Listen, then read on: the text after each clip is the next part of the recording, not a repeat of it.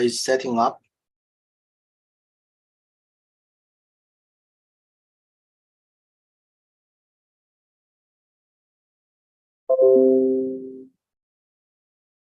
Okay, so hello everyone. So welcome to our end of semester CFSM seminar. So today we were very happy to have Dr. Hua Tan to give a very interesting talk on the droplet printing kind of stuff. So Dr. Hua Tan is currently an associate professor in the School of Engineering and Computer Science at Washington State University. So I will call WSU for short. So his current research interests include capillary flows, computational fluid dynamics, inkjet-based additive manufacturing, high-performance computing. So his research has been funded by many government agencies, including NSF and JCATI of Washington State, and also supported by several companies, including Fujifilm, XAAR, and the FTI companies since 2016. He obtained his PhD in mechanical engineering from the University of Wisconsin Milwaukee in 2010, and also both his master and bachelor's degree from Wuhan University of Technology in China. Prior to joining WSU, he had been working as a R&D engineer in the printing group of HP company from 2010 to 2015. So where he had been involved with a large variety of research projects in microfluidics and 3D printing. So far, he has published more than 80 research papers and also 2 book chapters and 4 US patents. So he served as a section chair for many professional conferences, including ASME, Interpol, and APS DFD meetings. He also served as a peer review of many academic and top journals in the fluid part, and also the funding agency, including NSF. So very productive, and today we will have the good opportunity to know more about Dr. Tan's work. And Dr. Tan, you can share your screen and start your presentation.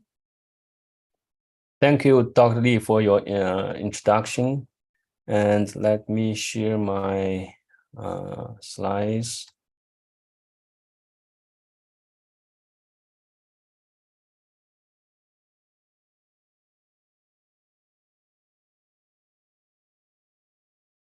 Okay, can you guys see these slides? Yes, very good. Okay, thank you. So my name is Hua Tan. So I am from Washington State University. WSU has 5 campuses. So one campus, the main campus is in Pullman. So we are located in the Vancouver. But pay attention, this is the Vancouver of Washington State, not Vancouver, Canada, not Vancouver, BC. So people often mix these 2 cities. So we are very close to the Portland metropolitan area in Oregon. So Portland is the biggest city in the neighboring state, Oregon. So our campus is very beautiful. So in the main street of our campus, we can see 3 snow mountains. So one mountain, I put it here, just the screenshot, that is Mountain St. Helens, which erupted actually. This is a still active volcanic mountain. So this mountain actually erupted in 1980. It has bring some damage to the neighboring area. So first, as Dr. Lee mentioned, that I'm currently associate professor of Washington State University. So before that, I was in Hewlett-Packard I'm doing a lot of work related to the CFD, computational fluid dynamics, in the printing devices. So after I joined the WSU, I got more interested in the capillary flow, which means that fluid flow is dominated by the surface tension, and definitely is a multi-phase flow. So this in the past, I did a lot of simulation work. So for example, I developed simulation code to simulate the inkjet printing process, droplet ejection associated with inkjet printing. I also do the droplet impact on various types of substrate, for example, the paper substrate, the powder substrates. And after I got into WSU, I also get involved in the experiments part. So for example, in my lab, we developed a relatively inexpensive high-speed imaging system, so we can visualize droplet ejection from the inkjet device. So this nozzle is only 80 microns. So those droplets is about 50 microns in diameter. So this is a very high-speed event. So we, instead of using the real high-speed camera, we use a stereoscopic technique to visualize the droplet ejection. So anyway, my current research is mainly focused in the capillary flow, and the application is associated with microfluidic device and the 3D printing. So besides that, I also still do some modeling work related to using the finite element method, like crack initiation and crack propagation in the airplane structures. So today's talk is related to the droplet impact on the solid surface. So we know that the droplet impact phenomena is very ubiquitous.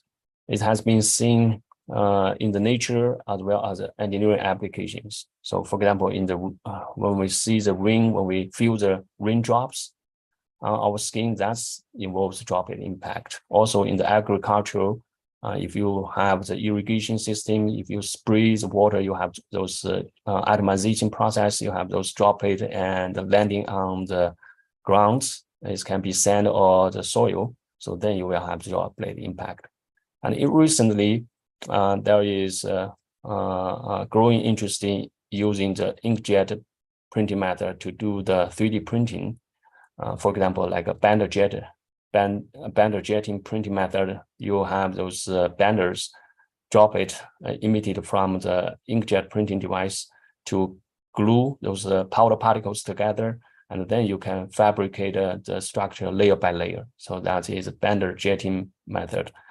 And also there is some aerosol jets. So you use high-speed airflow to atomize liquid droplets, and then you use those droplets to impinging on the surface to create the pattern on the substrate. So that is aerosol jetting printing method. The droplet impact actually is still a very active research area, even though it has been studied over 100 years. So the one guy who pioneered this work is Worthington. He actually published the first paper related to the droplet impact in 1876. It's amazing that he used very primitive method, and he visualized those droplets. And back then there is no camera invented yet. So he actually used the so-called spark technique. So he used electric current to create a very high intensity light in the dark room. So because those droplet impact is highly repeatable, so he used his brain to he used his eyes to see those freeze, kind of like freeze those droplets, and memorize that, and also drawing those. So here are some drawings I got from his published work. You can see this is a milk droplet impact on the glass surface. So he drew those events during the droplet impact. So this event actually is quite accurate. So we have the droplet spreading, and then later on we have the receding. And after the receding, we still have the surface energy. So we have the liquid form this column, liquid column, the jetting, and then the jet break up due to the really plateau instability. Then we have this so-called satellite droplet emitted. So it's very impressive work, given this he used very primitive equipment. So now with the high-speed photographer or the high-speed development of the high-speed camera, so people can study this phenomena, the droplet impact phenomena, with more details. So generally, when the droplet impact on the solid surface, the outcomes are very diverse. So if the impact speed is not that high, we typically use a number of non-dimensional group variables to quantify this. For example, the Webb number. The Webb number is related inertial force to the surface tension force. If the Webb number is not high, we normally see just the deposition. So we will have the regular spreading and receding, and then we will have the surface capillary waves propagate. After a while, it settled down due to the viscous dissipation, and then that is just a regular deposition. So if the Webb number is relatively high, so then we will see the splashing. So the droplet will become fragmented. So we have different types of splashing phenomena. And then depending on the availability of the substrate, we can see the so-called partial rebound. So this happens when the droplet is receding, driven by the surface tension. So here, driven by the surface tension, and then the liquid is the rim is formed, and then collide in the center. And at this point, we still have the moment inertial force, so to drive liquid going upward. But because the substrate is not completely non-wetting, it's not hydrophobic, so part of the liquid stick to the wall and part of separate from the surface. So that is partial rebound. So if we have the hydrophobic surface, which means the surface doesn't like the water, doesn't like the liquid, or the super hydrophobic surface, then we can have complete rebound. And so recently people are very interested in the interaction between the droplet and hydrophobic or super hydrophobic surface with the application in the, for example, self-cleaning surface or the anti-icing surface. And so today, because our work is related to the microstructured surface, that's due to the recent advancement in the micro and nano fabrication technology. People began to create the macro and nano structured surface to make to change the variability or the morphology of the surface for the more applications. So when the droplet impact on the surface, this image doesn't show another phenomenon, is what we call the jetting phenomena. So jetting phenomena is very interesting. So the first jetting phenomena involved in the droplet impact reported by the Washington. That is 1908. So it's also more than 100 years ago. So he first studied the liquid droplet, the milk droplet impact on the liquid pool. And here, those images I got from his published a book. So this book actually is available on the online. So you can actually Google this name. You can find this book. And back then, the camera already developed, so you can see these cameras, these snapshots. Actually, he captured during the event. So when you have the liquid impact on the liquid pool, you will first create a crown, and also you will create a cavity.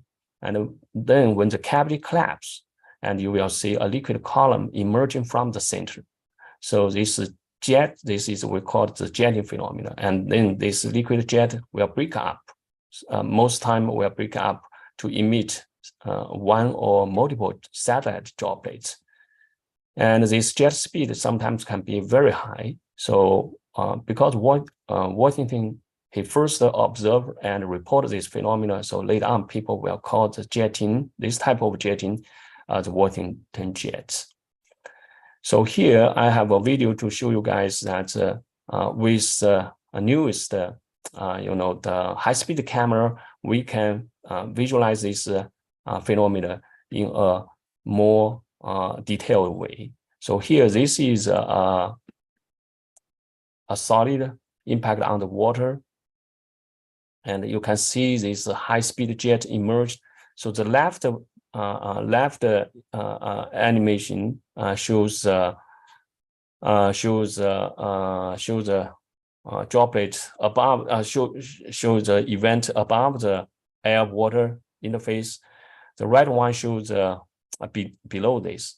So from this video, you can see that once you have the object impact on the liquid pool, you will form this L cavity. This L cavity is very large, is larger than the capillary length.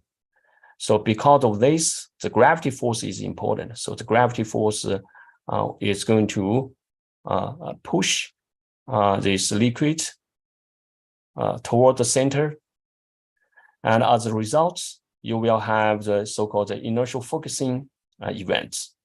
So because this liquid has no way to go except the upper and the lower. So that's why you have the singularity in the middle. So that's why you created this kind of high-speed jets. So this jet speed is very high, and the force actually is tremendous.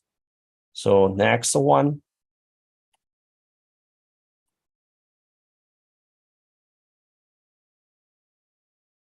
Next, here I have a YouTube video to show you guys a person actually is jumping in a liquid pool with a ball in his hand. Once he entered into the water, he actually released this ball. Now let's see what happens to this ball.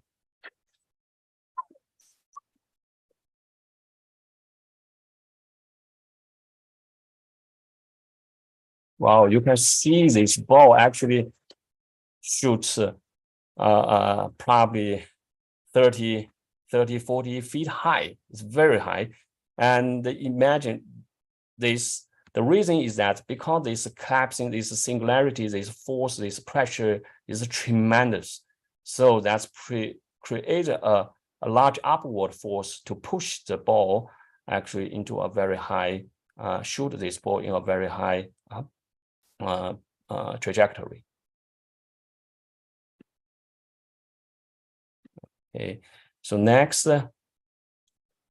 and so this jetting phenomena is can also exist in many other situations, like droplet impact on the superhydrophobic surface. So this is first reported by Bartolo from Spain. He reported this in 2006. So when the droplet impact on the superhydrophobic surface at a shootable range of the wave number, you can see that you will have the shock wave traveled in the surface so the droplet form this staircase, and then because of the oscillation of the liquid surface, and we will see the L cavity center of the droplets, in the center of the droplets. And then because we still have the when the droplet still is recalling due to the surface tension, so we will have the liquid or the radial flow converged in the center. So then we see this jetting, this very high speed jetting. So this is the jetting associated with the droplet impact on the superhydrophobic surface. So this jetting only occurs in the shootable range of the impact velocity. So when the impact velocity is not that low and not that high, we see this jet speed can be as high as 40, close to 30 times of the initial droplet impact velocity. So another case is this bubble bursting. So when we drink the soda drink, and when we open the can, the pressure is released. So we have the air bubble, the gas bubble, the carbon dioxide bubble formed inside the liquid. And those bubbles, because the buoyant force is going to migrate to the surface, and then the bubble is going to burst. So when this bubble bursts, we will also see this jetting phenomena. So here I have a video to see that. So you can see this is also captured by high-speed video. So when the bubble bursts, you have a single droplet emerge. So sometimes you will have multiple droplet emerge. So then we have this mist of the droplet. So this graph show you the process of the jet emergence, and this is comparison between the simulation and the high speed, the image captured by the high speed image. So, but this bubble bursting, the jet is different than actually the previous jet, the droplet impact on the liquid or the superhydrophobic surface. So this jetting is initialized by the surface tension, because this bubble needs to be very small. And so once it's collapsed, you have this wave form.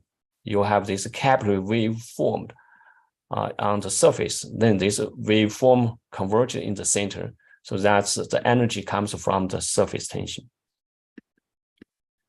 Okay, so there are plenty of other phenomena also leads to this jetting phenomenon. For example, the Lowe's, he did an experiment is using the droplet impact on the powder surface.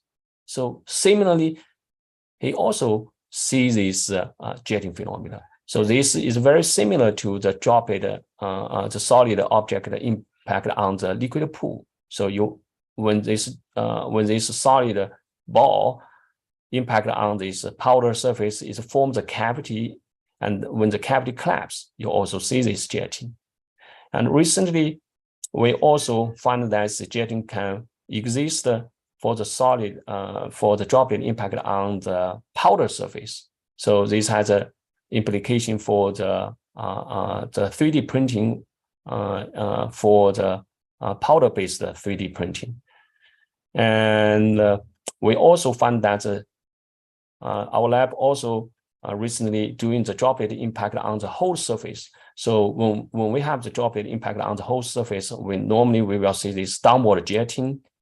But in the receding phase, we also see this jetting, upward jetting. So you can see this upward jetting. So we are still trying to figure out why we are seeing this upward jetting.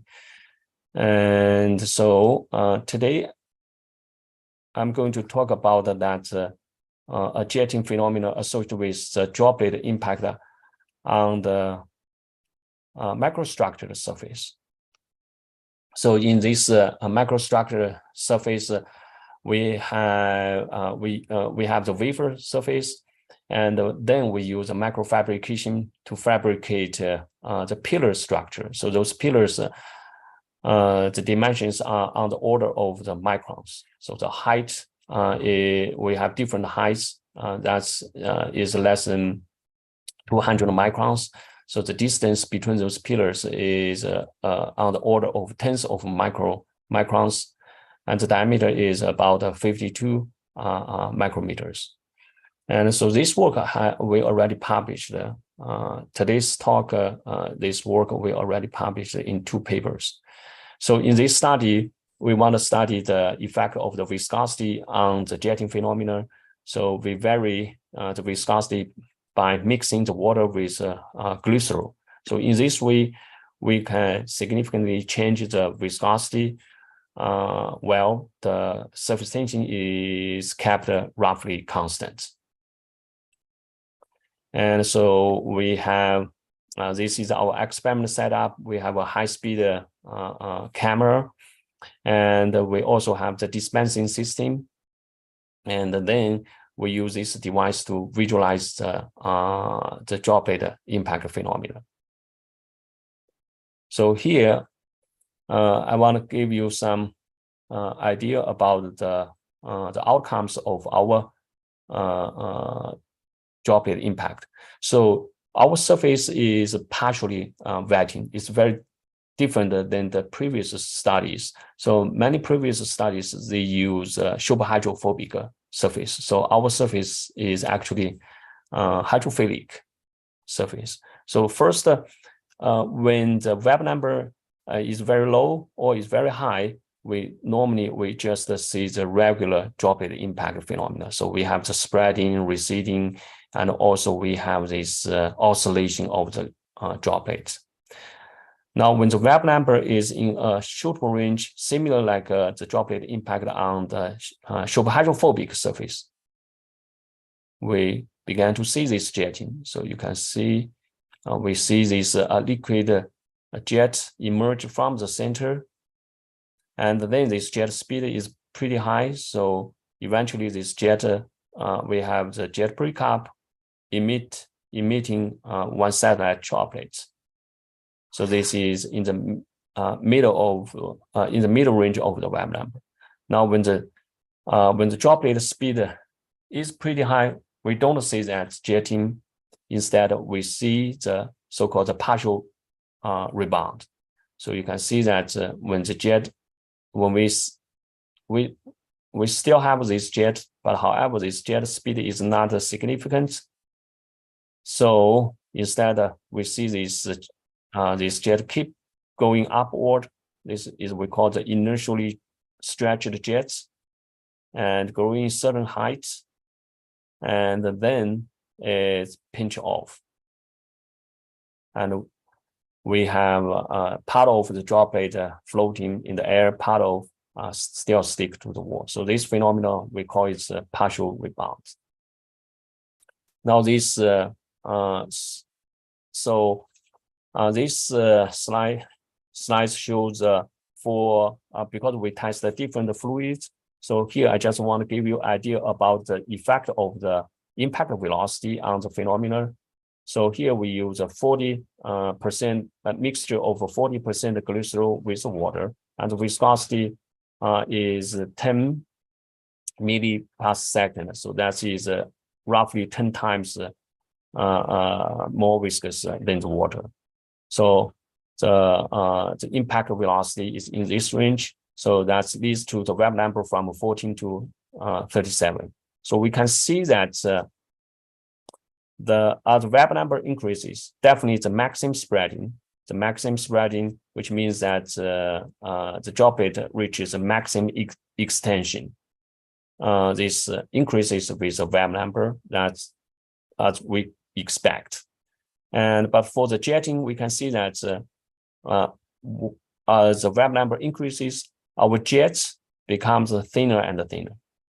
This jet speed actually, later on I will show you that graph. The jet speed gets higher and higher. So that's, and we also notice this jet occurs roughly at the same time. So this is 8 milliseconds after the initial impact.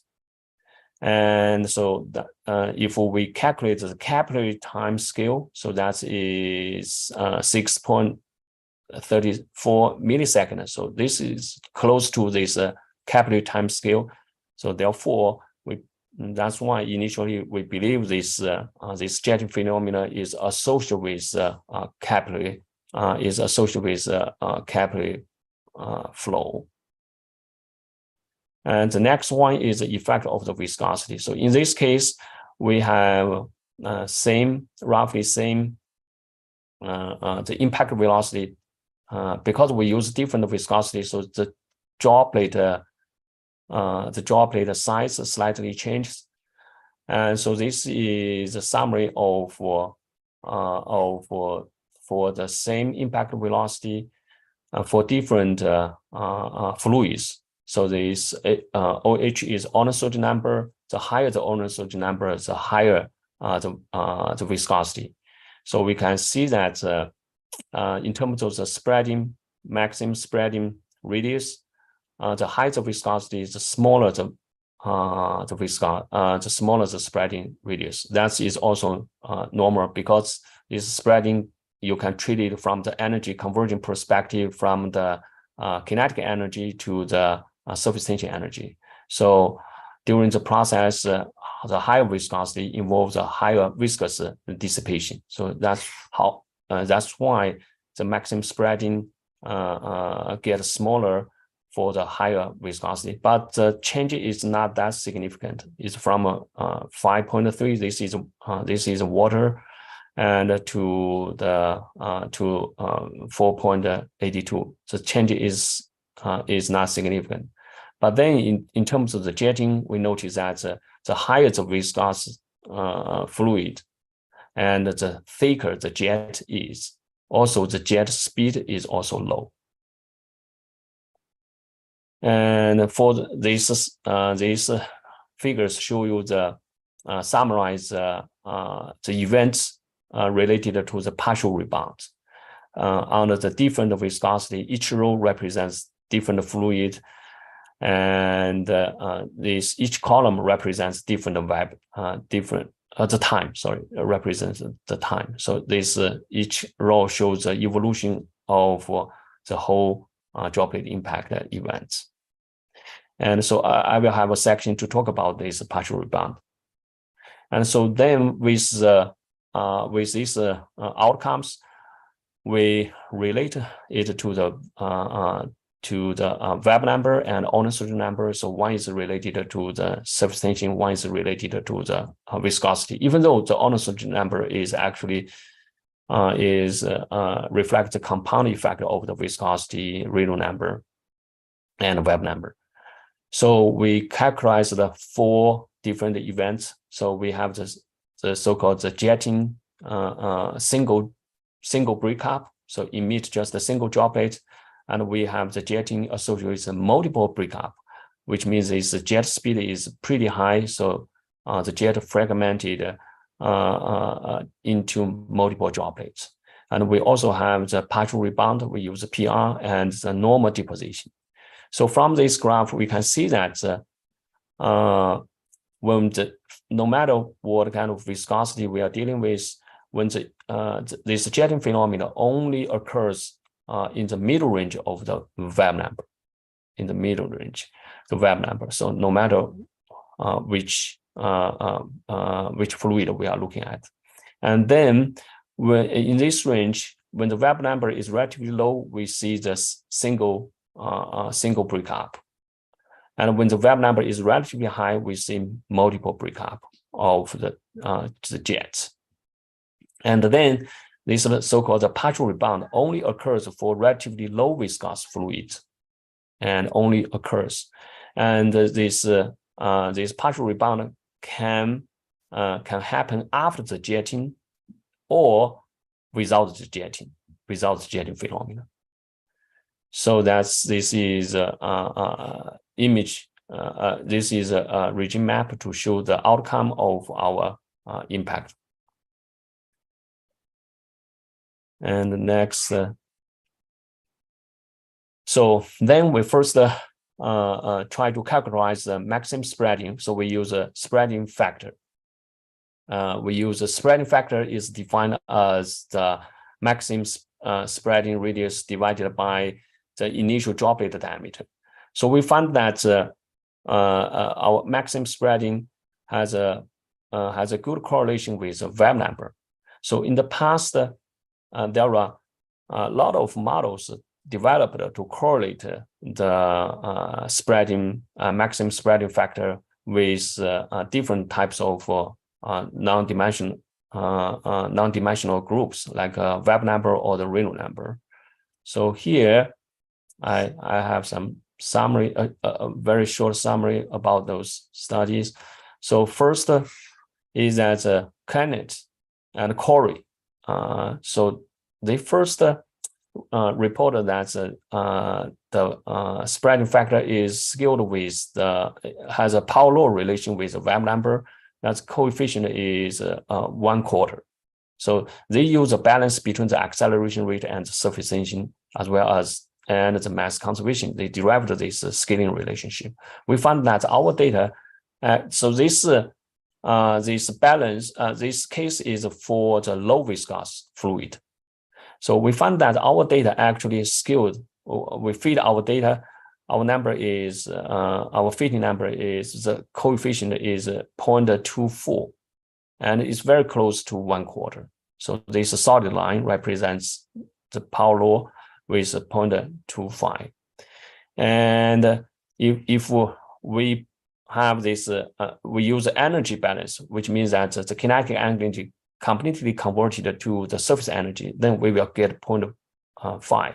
But our data shows that a quarter, this coefficient gave the best correlation. And we do notice that for relatively high viscous fluid, our scaling, our exponent actually get slower. Is, for example, this diamond markers represents the most viscous fluid in our experiments. So we do see that this exponent decreased to the 0.2. So which means that a viscous effect probably is not negligible. It plays some role. But however, the viscous effect is not that strong, because if viscous force is very strong, then the spreading factor will be scaled better with the Raynaud number, and the coefficient usually is 0.2 or 0.25. But our data doesn't show that trend, and we believe that the viscous force is related to when the droplet is spreading. So we have the liquid is flowing through those between those pillars, and so that those pillars create a lot of viscous drag during the droplet spreading. So that's why we follow the method of the Kennett. We use another way to present our data is to include this viscous effect, which means that we use this Raynaud number. And if we normalize our maximum spreading factor with Raynaud number, and it's the same thing that the Webb number also normalized with that. So this is in Kennett's paper, he defined this as impact number. So when we do this manipulation of the data, we see that previously we have some scatteredness of our data. So if you look at, we have some scatteredness of our data, beta versus a Webb number. But now if we use the impact factor, we find that all the data collapsed very nicely. So therefore, by including the Raynaud number in our scaling relationship, we can better represent our spreading factor when consider the effect of the viscosity. So the next, we focus on the jetting phenomena. So in this, in our work, we most focused on the jet speed and the jet radius. So this and then we also studied once the jets has break up, what is the size and the speed of the droplets. So first, we find that the jet speed for different fluid, we find that as the Webb number increases, our jet speed get higher. As I showed previously, the jet get thinner and the speed get higher. So this is a jet speed versus wave number is roughly in the linear relationship. And then if we normalize the jet speed with the so-called capillary velocity. The capillary velocity is defined as the surface tension divided by the viscosity, the viscosity of the kinematic viscosity. And then we find that no matter for different fluids, this data collapsed into a mass trend. So which means that this phenomena, this jetting phenomena, in the beginning, actually the speed is very high. That is due to the balance between the surface tension and the inertial force. Now, next, we also plot the data, the jet radius versus the wave number. As you can see here, that as I mentioned earlier, as the jet the impact velocity get higher, the jet get thinner and faster. So therefore, here we get the jets. This trend is roughly also linear with the wave number. And last, we plot the data of the jet speed versus the jet radius. So then we notice that so those open markers are our data, and we also plot the data from the previous studies on the droplet impact on the super hydrophobic surface. Our surface is not hydrophobic; it's hydrophilic. So then we find out our data is comparable with their data, but our trend is more. Our trend, if you look at those open markers, our trend is more related to this scaling law, the V scaled with R with power minus 0.51. That's our fitting data. And then if this phenomena is in the so-called inertial capillary range, as I mentioned, that's the jet, the reason we see this jet is converging, is a balance between the inertial force and the surface tension force. So in theory, our jet the jet speed can be expressed by this equation. So this equation is related to the length of the jet. So that is power is half. So our data is quite close to this one. So that is the jet velocity versus jet radius. And next, we studied the jet breakup. And so first, these slides show for one case, 35 glycerol percent of the glycerol of the mixture. And for the impact velocity is 0.73 meters per second. We see the jet evolution. So in the beginning, we see a jet emerge from the center and the jet keep growing. And then a blob formed on the top. That's due to the surface tension as well as the inertial force. And then this blob pinched off from the jets. So sometimes this jet can still grow in. So then we have the second breakup. So we see here. So we find this jet, the growing of this jet is behaved in a self-similar pattern. So here, this snapshot shows the superposition of the jet profile. This is at different times. So each line represents a snapshot. So this between the lines, and this frame, the time interval is 0.091 milliseconds. So if we use a capillary time scale, so that's, I put it here. If we use a capillary time scale and coupled with the length, and to normalize this jet height and the jet radius, so you can see those curves collapsed into one master curve. So that's why this jet growing is following a similar pattern. And we also studied the jet breakup process. So this as I mentioned earlier, so normally we will see this blob formed on the tip of the jet as the time growing, and then we see the necking. We see the necking phenomena. So the radius of this necking radius gets smaller and smaller as the time goes on. Eventually, get to the zero. That's the breakup happens. So Eggers, he has studied this jet breakup extensively.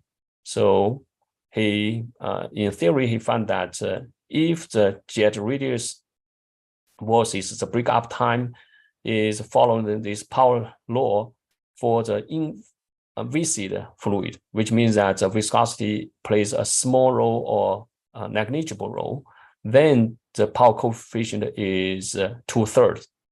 So from our observation, even though our liquid is pretty viscous, no matter it's water or the viscous, very viscous fluid, but it shows a similar trend. So our fitting parameter is 0.63. So it's very close to the 2/3. So therefore, we believe that the viscosity, even for our most viscous fluid in our experiment, the viscous dissipation effect is not that important in terms of the jetting, formation of the jetting. And next, we also studied the size of the top droplet, which means the first pinch off, the droplet emitted from the first pinch off. So each row represents a different fluids, and each column represents a different wave number. So this is a summary. This image gives you a good summary of the effect of the viscosity and the wave number. So as I mentioned that as the wave number increases, the jet gets smaller. So as a result, get faster and smaller and thinner. So as a result, the top droplet also gets smaller and faster. And so here we also summarize the droplet size versus wave number, and we see the viscous effect. Normally, this droplet is very similar to the jet radius versus the wave number. It's a linear relationship, but once we use this visco capillary length scale, we can collapse the data. And similarly, for the jet speed, we also can. It's very similar to the this is the droplet speed. It's very similar to the jet speed, and we also can collapse this data using the V mu. That's the capillary viscous velocity.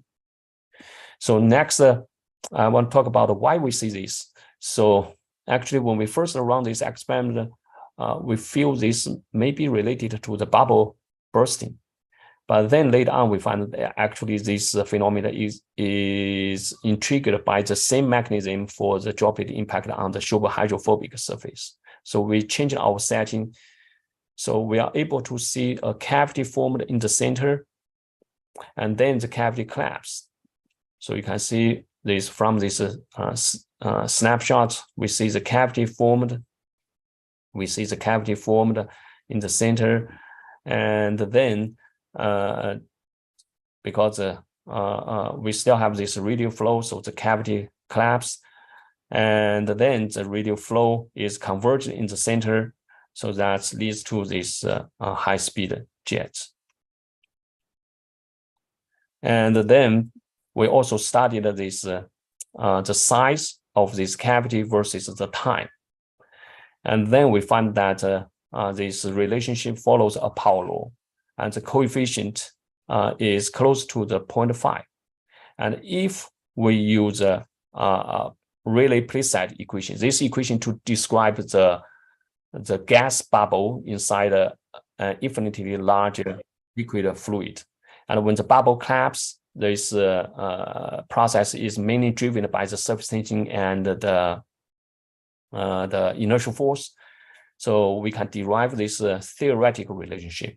So we find our scaling is very similar to this to the equation described by the Rayleigh playset equation. So therefore, we believe that our bubble, our jet phenomenon is definitely still inertial focusing effect.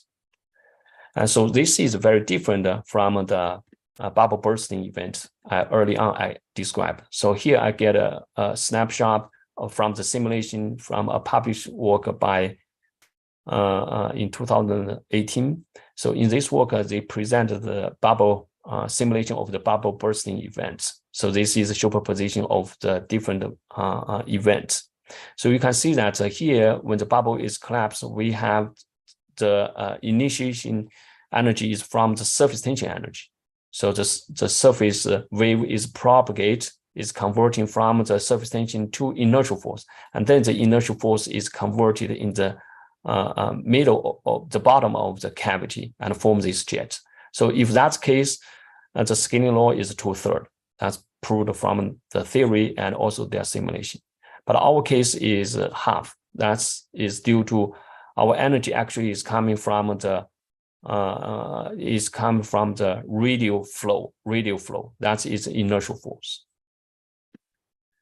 And then interesting, our when there is a paper published in 2017, they come up a universal scaling argument for this kind of jetting event related to the droplet size and the jet speed.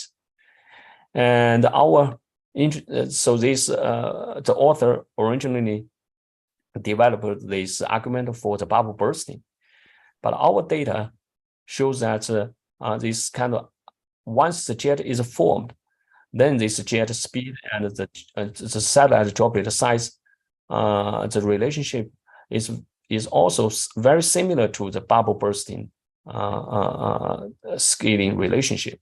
So in the bubble bursting, this theoretical derivation is -5/3. Our derivation is -1.8. So this is a dashed line. So it's very close to the bubble bursting, the scaling law for the bubble bursting. And the last, I want to talk about the partial rebound. And so for the partial rebound, we notice that this rebound only happens for the relatively low viscous fluid. And then the partial rebound only happens for relatively high impact velocity. So which means that the jet after the liquid column during the receding phase should be, we notice that should be higher enough.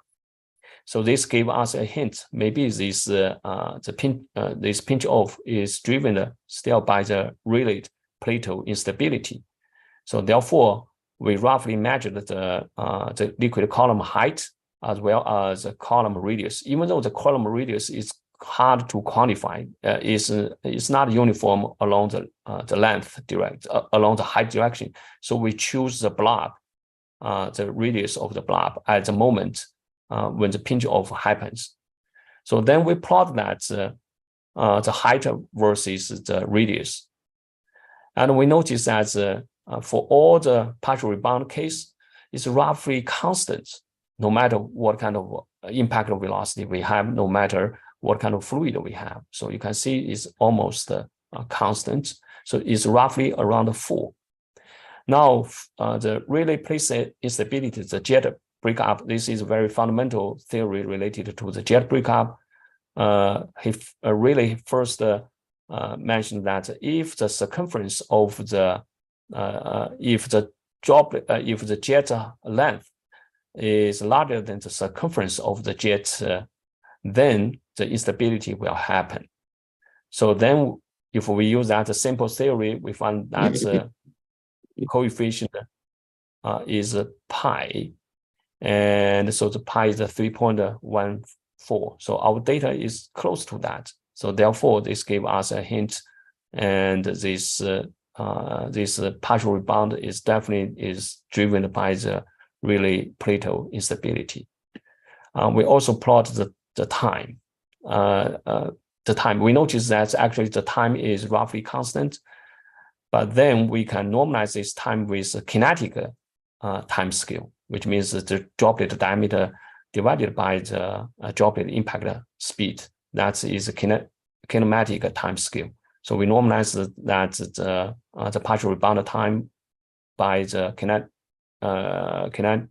kinetic time scale. Then this also follows the theoretic. The theory is 1/2 is the power law, and our data also show this solid line is the line of wave number power 1/2. And then this last slide shows because this event, we can see that we have the jetting, high-speed jetting emit very small droplets, and we also have the partial rebound also emit droplet size. So we want to summarize the size of the droplet after the impact. So we can see that partial rebound case, we have relatively large. So this vertical axis is normalized the droplet size, normalized by the initial droplet volume. And the x-axis, horizontal axis is a wave number. So we can see that for the partial rebound, we have relatively large droplet size as our image shows. But for the jetting droplets, those droplets emitted from the jetting, the size is pretty small. And also for the trend for the low viscous fluid is different than for the viscous fluid. Because for the viscous fluid, in order to see the jetting, we need a higher impact velocity. As a result, we have a thinner jet, so we have a smaller satellite droplets. Okay, so this is concluding, basically summarize our findings from our experiment. We can see that even though our surface is hydrophilic, but it can exhibit very similar phenomena as those hydrophobic or superhydrophobic surfaces. So with that, I conclude my my talk, and thank you for your attention. I would like to answer any questions you may ask, you may have. Okay, thank you, Dr. Tan. There's a lot of effort to explore the droplet-based printing.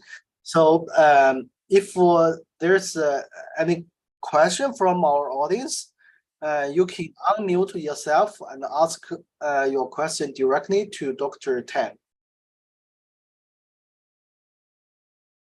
Any question? Okay, we have a question from Zhao Yan. She has two questions. So first one is how to measure the surface tension experimentally.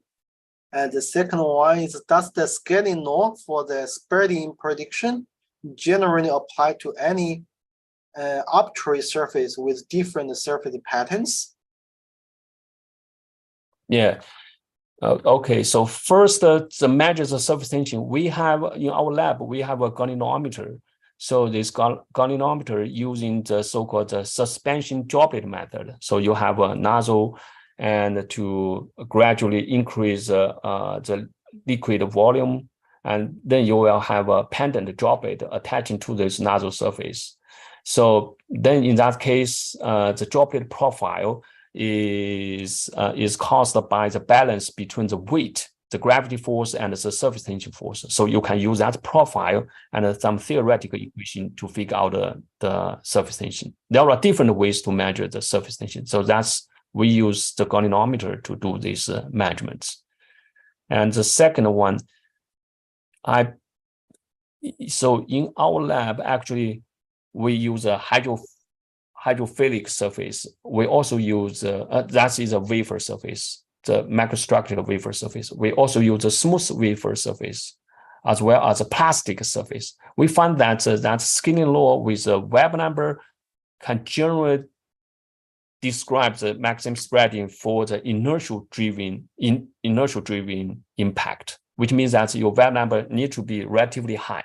If your impact wave number is very small, then the variability will be important.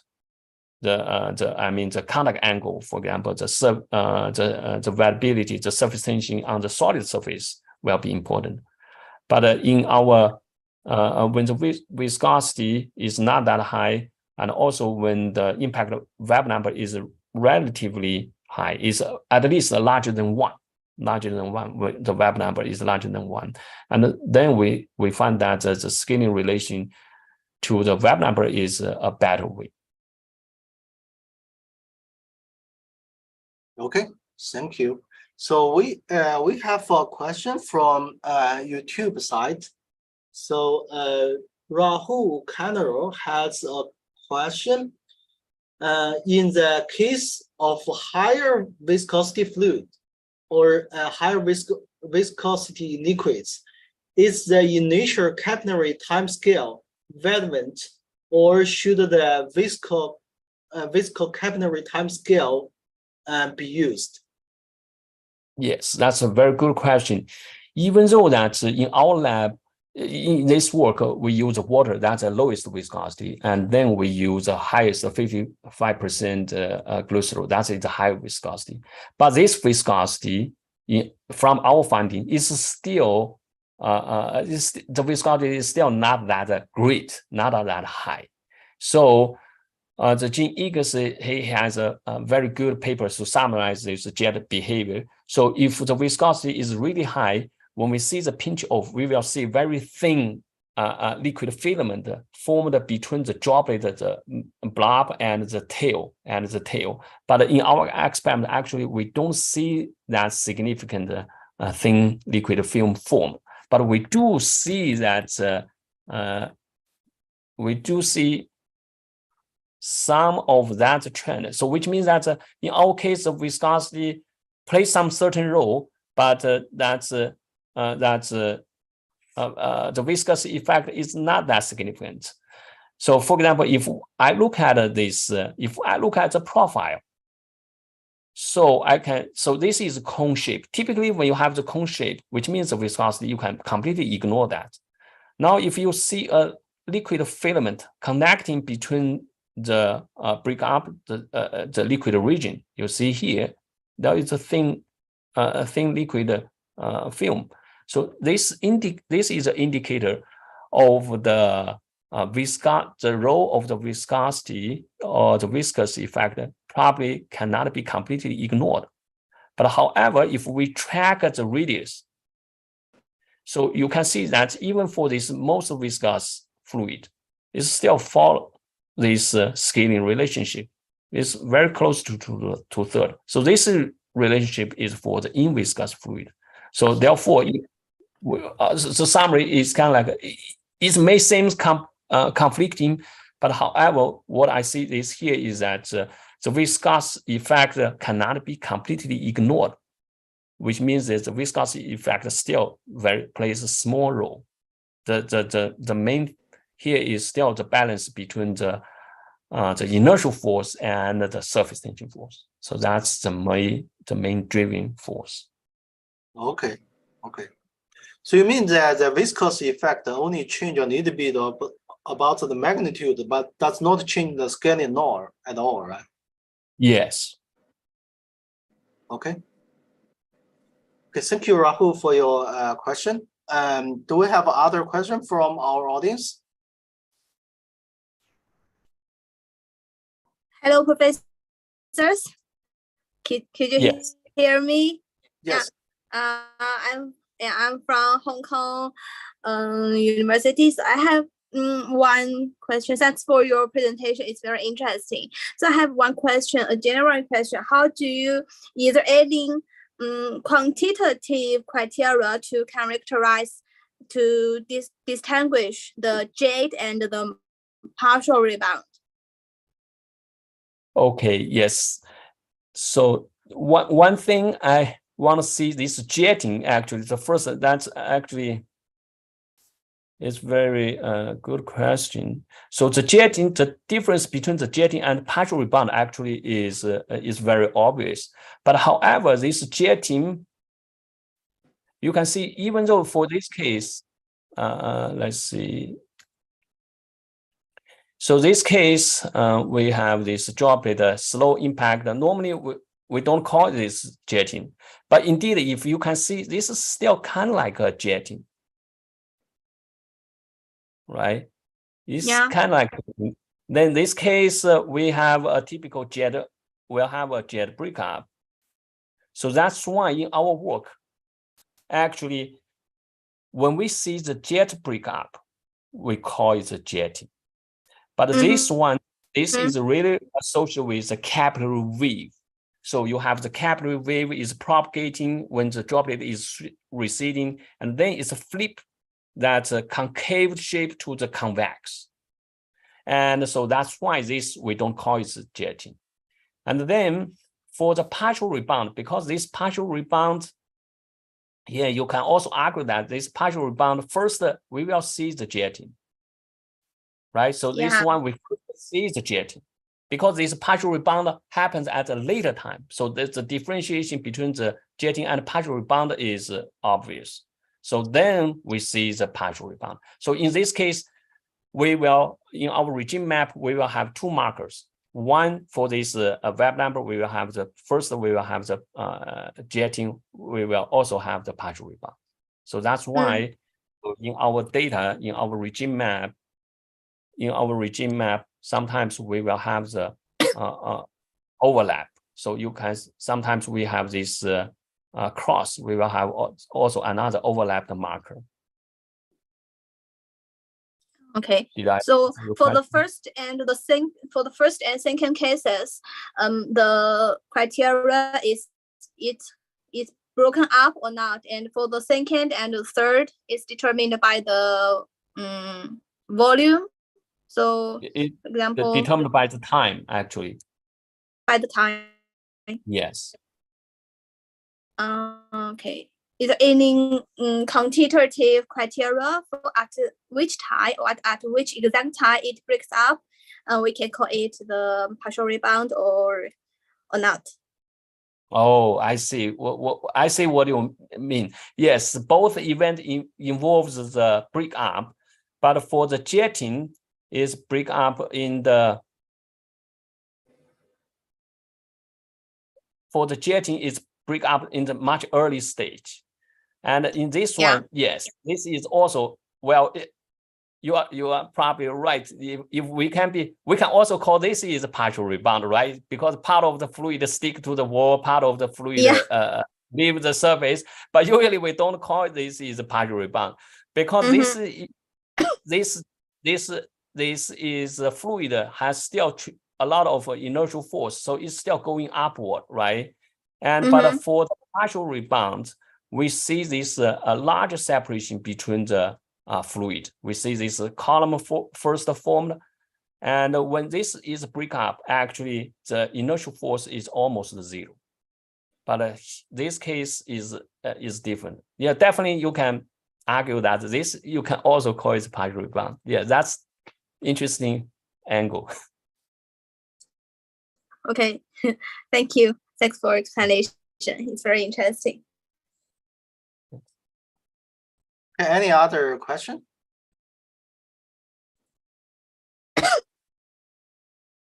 Yeah, maybe I can ask a question. So I have a question about because as you mentioned, this is jetting behavior, and even for the nose paper, they put the droplet impact on the powder surface.